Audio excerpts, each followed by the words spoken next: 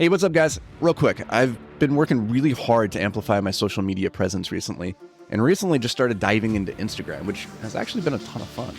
It's a cool platform for connecting with you all in just a more personal way. So if we aren't already connected on Instagram, let's change that. You can find me at @Vicino. So go connect. Let's do it. All right, let's get to the show. What's up, everybody? Welcome back to the podcast. Today, I want to talk about one of my all-time favorite creators, Michelangelo. You know, if Michelangelo was alive today, I bet he'd have one dope Instagram feed. But he's not. And as a result, all we have are some amazing works that have stood the test of time. Drats. And really, the only way to fully appreciate them is to go to where they are being kept and observe them. And one of the most remarkable things that he created was the statue of David. And I remember back in 2007, 2008, I had the opportunity to see David in real life, and it was a profound experience for a lot of reasons. One is it's so much bigger than you would even imagine it could be. It's massive. So that right there is interesting. But number two, it is the level of detail and understanding and mastery of like human anatomy and how the joints and the muscles come together and flow. It's absurdly realistic.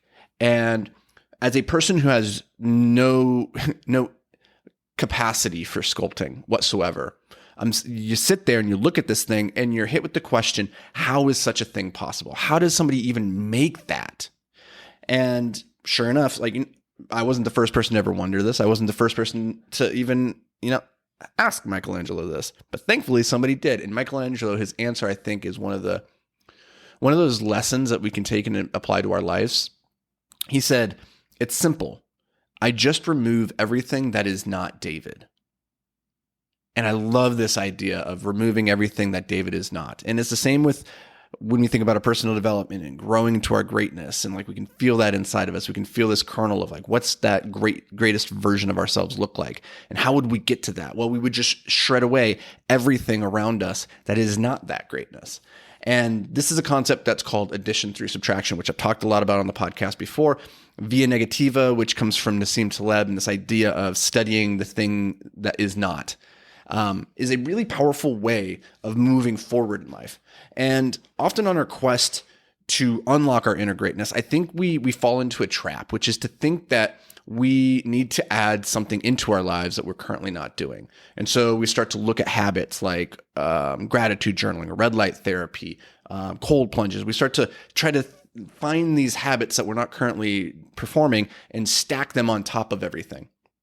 And you know what? Sometimes that is actually what we need to be doing. We actually do need to introduce some new habits into our life. But in my experience, the first place to start that is going to pay the biggest dividends and propel you towards your goals the fastest is to not look at what do you need to start doing, but to start looking at what you need to stop doing. Like, how do you get rid of those things that are holding you back, or that block of stone? You don't need to add more stone to get David. You take stone away to get to the core of who he is and where he is in that block. So I want you to imagine that you're a car. And if you're a car, then great habits are the accelerator. And yeah, we want to stack those on there because when you push on that gas, you're going to go faster. But bad habits are the emergency brake. And if we stack great habits on top of bad habits, it's like putting the pedal to the metal while having the emergency brake engaged. And that's not gonna do anything. All that's gonna do is it's gonna burn out the brakes. It's gonna burn you out because you're gonna be putting so much energy into this thing, and you're gonna go a little bit faster, but there's gonna be so much resistance there the whole way that eventually it's gonna fry you out. So before stacking new habits onto things, I think it's important that we look at what are we currently doing that is holding us back. And when I look at my life, at the habits that I had that I really needed to reframe in my own life, I come to three common habits that I think held me back for a really long time. They're things that I still have to struggle against because they're so ingrained deeply inside of me. And hopefully, these will resonate with you as well. So the first habit that we have to unlock or unwind or break is the scarcity mindset. The scarcity mindset is pervasive. As you move through the levels of life, whether that's in your job, your relationships, in your personal health, there's always this fear that maybe you could lose it all. You could go back, or maybe there's just not enough for you to progress to that next level. And what's really interesting about the scarcity mindset is that because we become fixated on like the potential of loss, we start to become closed to the opportunities that actually do present themselves in our life. And so what ends up happening then is our reality begins to mirror our beliefs. And I think this is a really important thing to keep in mind, is that any belief held strongly enough will eventually become true. And so you have to be really, really careful about what it is that you choose to believe. And in my world, I believe that there are only two types of beliefs. There are limiting beliefs and there are empowering beliefs. There are two sides to every coin, to every situation, to every relationship. And it's your job to not focus on the limiting side, but to turn that coin and look at the empowering side. Always look for the empowering solution. So that's number one, is the scarcity mindset. Now, one of the things that I find to be the cure to scarcity mindset, and this isn't like a one shot, one kill type thing. It's an ongoing process. It's to create a gratitude practice.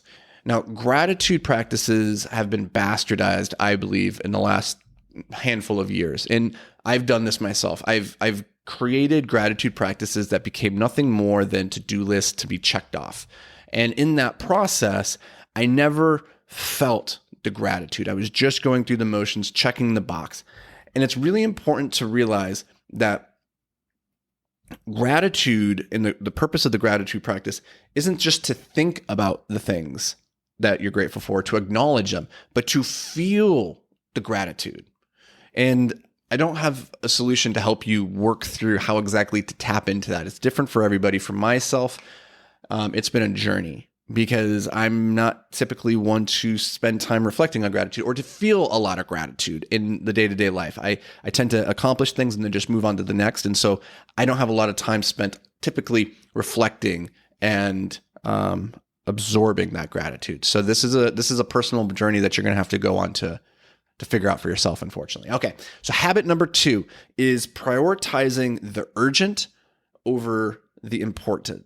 And this is a hard one, because there are so many tasks, so many things in our life that are vying for our attention on a day-to-day basis. And the things that tend to scream the loudest at us tend to be the most urgent. And in my experience, the urgent things often are not the most important. And we've talked about this so much in previous episodes, that the goal isn't to do more, isn't to like produce more, it's to do less but better. And the only way that we can do that is by focusing on the important things and not falling into this trap of just taking care of what's urgent and putting out the fires day to day. And I know this is hard, because urgent things, they crop up and they feel like suddenly, because they're urgent, that they have a timeline that is right now, that therefore you must tackle them. But I would encourage you to consider this, is that not everything that demands your attention deserves your attention. Okay, not everything that demands your attention deserves your attention. So be very, very intentional about where you place that, because one of my favorite quotes of all time comes from Peter Drucker, who said, "There is no greater waste than to do with excellence that which shouldn't be done at all."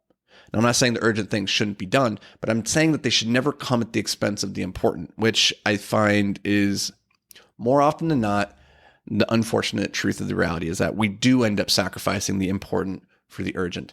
And in my experience, that is just a fast track to feeling perpetually busy, but never actually effective. All right. Habit number 3 is collecting dots, not connecting dots. So this one's really subtle, and a lot of people mistake it as a virtue. But when I say people are spending too much time collecting dots, what I'm really saying is that they're in relentless pursuit of knowledge. They're out there reading and consuming podcasts and watching videos, and they're going to courses and seminars and networking events, and they're consuming. They're acquiring more and more information. But what they're not doing is spending the same amount of time or equal or more on applying that information. And in my experience, it's very, very hard to get paid for collecting dots.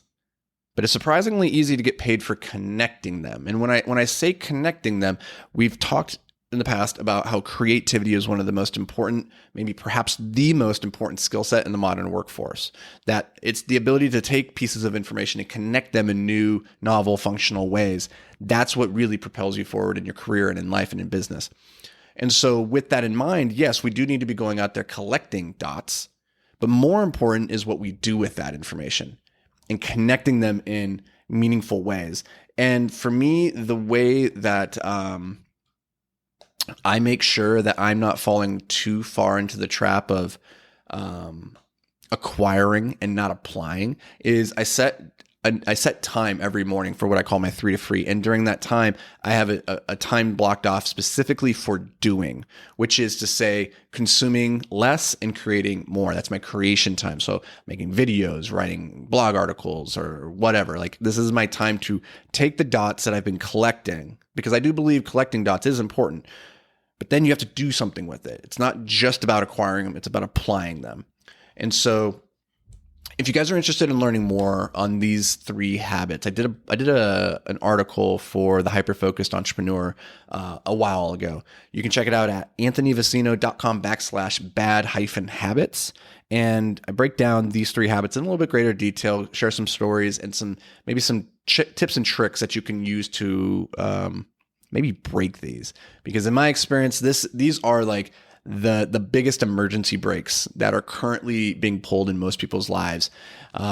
And if you can disengage this and then you can start layering on the more beneficial, productive habits of your life, then you're going to go into like Mach 10 in no time. So hope you guys found this valuable. If you did, do me a favor, share it with somebody that you think would get a little bit of value out of it. Somebody who is maybe out there collecting too many dots, or they're prioritizing urgent things over the important things, or they're just constantly deploying a scarcity mindset and looking at looking through through the lens of fear and everything. Share this with them. Hopefully they get a little bit of value out of it. And as always, guys, I appreciate you being here. Thank you so much. And I'll see you back here tomorrow. But until then, stay hyper-focused, my friend.